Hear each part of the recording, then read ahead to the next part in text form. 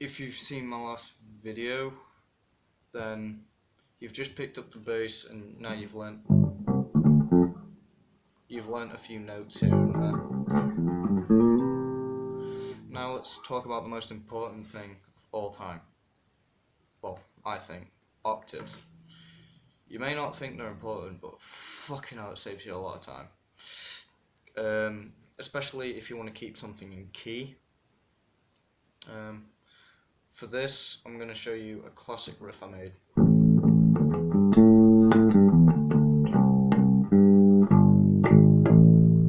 And then I'll show you half steps and a fifth.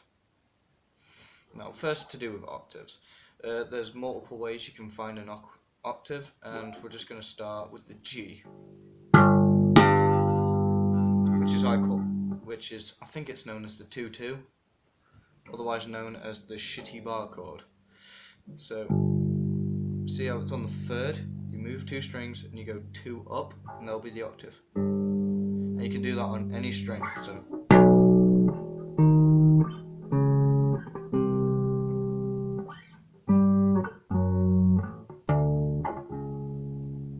There's your octave. Easy. Like that. Now, 2-2 method works fine if you want to do something really fast, like that. Or if you want to do something a little bit weird, like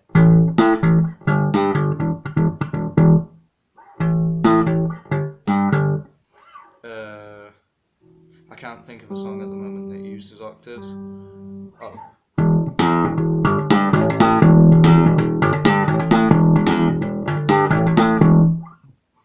By Red Hot Chili Peppers. Now, here's the default one that I always use, which is on E, which is open. To find an open octave, really fucking simple. Alright, so there's your E. Go on the 2nd fret on the D string, and there's your octave. Same for the A.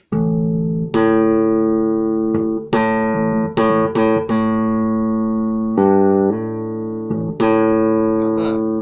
If you have a 5 string, the B would be here. If you have a 6 string, well, you're a fucking idiot. Just get a guitar. Come on, we all know you want one. Now, here's this one is called the 7th octave. On the 7th fret. So I'm gonna do E again. There's E. The octave will be here on the 7th. So if you want to do like a cool slide, like,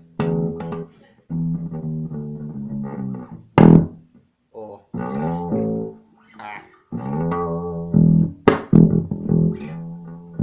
like that. Same for the A.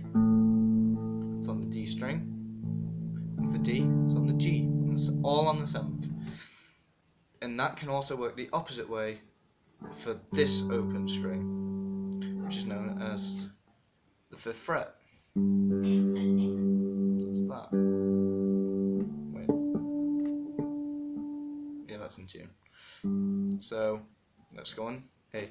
Let's go on A this time. So A. Now you can also find the octave here on the 5th, on the E string. So one below it. I don't say on top, because, alright, let's get this settled right here, right now. When I say go up, I mean, when I say go down, I know people say, okay, go up, and then go, like, okay, go up. That to me, that sounds, every time I say up or down, that means note-wise, not literally. So remind me of that, because that confuses people a lot. So if I say the 3rd string, I'm going to go, because that's the 3rd string. Well, I would say D, but you know what I mean. Or 2nd, 3rd, 1st, and 4th. And that happens. So let's just get that out of the way. So on the 5th A, you go up down one, and then on D, it's on the fifth on the A. Sounds out of tune, but I know it's not. On the D, it's right there, on the fifth again.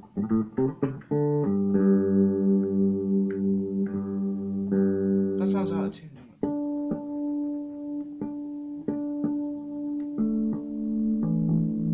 Well, that's in tune. Is there any other ones? Oh yeah, on the 12th, on literally every string, you will find, like, on the 12th, which is here, the two dotted one, which is 12th. So if I hit A, E, sorry, the octave is right there. And same for A, D, and G. So instead of going, you could go. That's more if you're doing like a riffy type thing, like.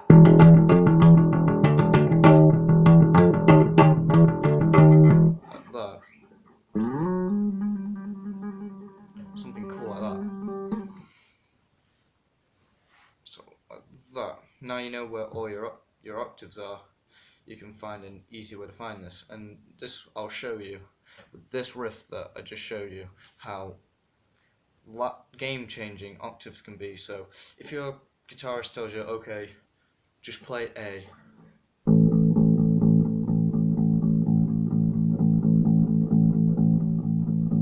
because he will do that. He'll say, just play A, don't do anything silly, fuck you. And you play A, and the drum is going. You could do a variety, so dun dun dun dun dun dun dun dun dun dun dun dun dun dun, and it just interlocks with the drums because that's what bass is for. It has to carry the rhythm of, the technicalities of the guitar, fuck me, and the rhythm of the drum, which makes music. Again, not a lot of people know that. Oh, and you will know that bass is the most underrated instrument in the entire fucking universe, unfortunately. Or dun dun dun dun dun dun dun dun dun dun dun dun dun dun, like that. You could go.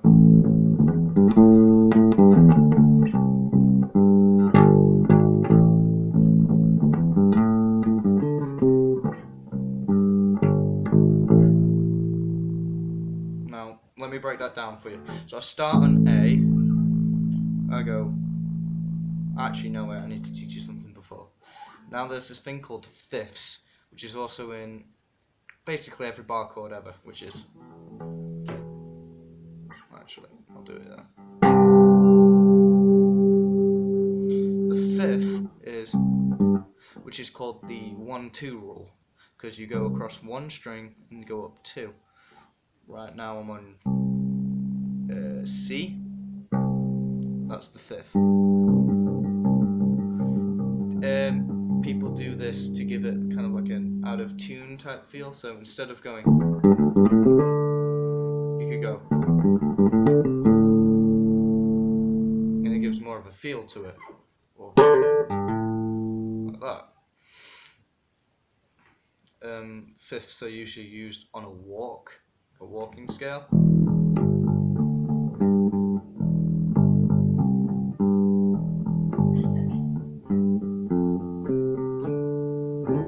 Like that. And that's where it goes, so it's kind of like dun. And then there's the octave. Add the two together and you've got yourself a easy bar chord. Like that. Like that. And then now I can teach you about the riff. So let's break it down. It's on the A.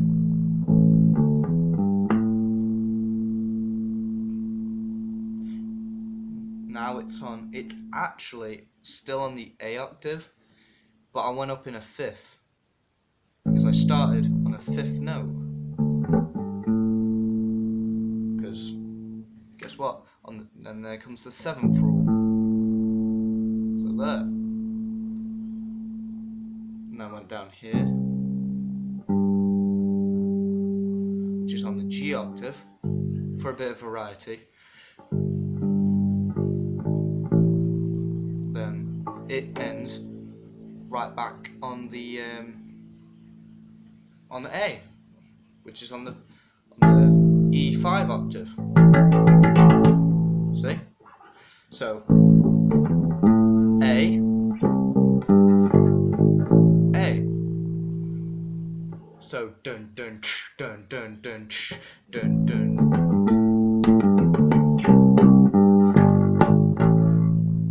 And it gives it more of a variety, because if I didn't know my octaves, I'll just have to go.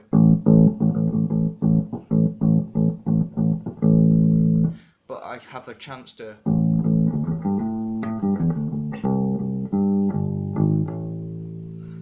Because basically I was just using this that octave there, the 2-2 rule, then the 5th rule, but also using the 7th. I know this may get confusing, but one day you'll look back and it's like, God, I was such a retard. And does that. And that's everything you need to know. But if you want to if you just give up on octaves and you just look for an easy one, this half, the 12th onwards, is the exact same as this. So imagine this as a tuned up part, like, because there's a part on one of my songs. My guitarist made it, but I improved it a little bit, not by much.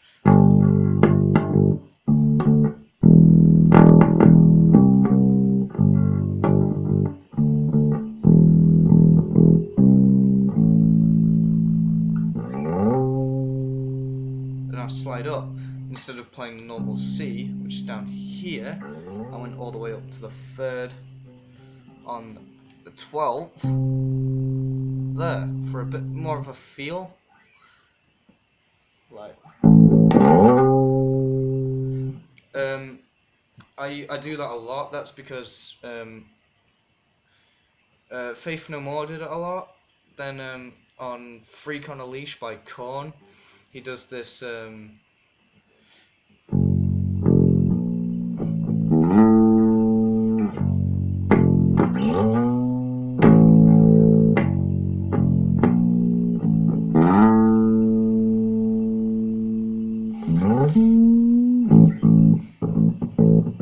yeah, it does that. But thanks to octaves, that song could have been possible, because all he could do would go. But he had an extra like tool to go up there and bend, then hit the octave. Which is another cool thing about octaves. You can do cool effects with them. Like if you had like a whammy, I've seen this. I do this myself, and it's really cool. You hit the octave, so I'm on the octave. I go to the 7th, I bend it, and it sounds like it's going out of tune, and right back down. And that's when you just slam the whammy bar back. So oh shit. Because it sounds like it's like gravitating towards something, it's building up to something, and it adds character to the song. And that's the important thing about octaves. If you understand everything at this point of these 2 lessons, you're an average bass player, really average. Next I'm going to teach you about like walks and licks.